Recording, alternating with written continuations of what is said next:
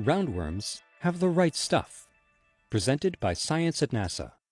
Humans have long been fascinated by the cosmos. Ancient cave paintings show that we've been thinking about space for much of the history of our species. The popularity of recent sci-fi movies suggests that the human mind just might be coming to grips with the harsh environment out there. The human body is another matter.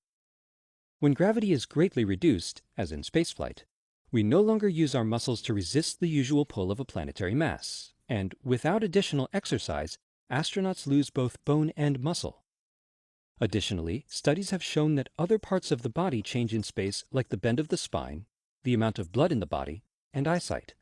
As we are now, prolonged voyages into outer space may be limited by our physical abilities. But a tiny new astronaut could provide much-needed insight into the ways that our bodies behave in microgravity. The noble roundworm. It may come as a blow to the ego, but roundworms, or Caenorhabditis elegans, share a considerable amount of genetic material with humans. Enough, in fact, to make them good candidates for a new study designed to determine how low-gravity environments affect astronauts. Roundworms, like fruit flies, are often used as models for larger organisms.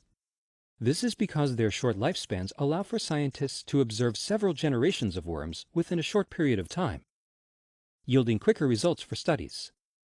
In a new investigation entitled Alterations of C. elegans, Muscle Fibers by Microgravity, crew members of the International Space Station will grow 2 batches of worms, one in microgravity and one in a centrifuge, allowing the worms to experience simulated gravity. The Japan Aerospace Exploration Agency, or JAXA, will be spearheading the investigation. The astronauts will cultivate multiple generations of the organism, so we can examine the organisms in different states of development, says Atsushi Higashitani, principal investigator for the experiment with Tohoku University in Miyagi, Japan. Our studies will help clarify how and why these changes to health take place in microgravity and determine if the adaptations to space are transmitted from one cell generation to another without changing the basic DNA of an organism.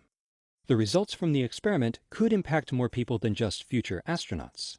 Understanding the molecular changes that potentially take place in microgravity could help researchers to develop treatments and therapies to counteract physical changes associated with aging and extended bed rest.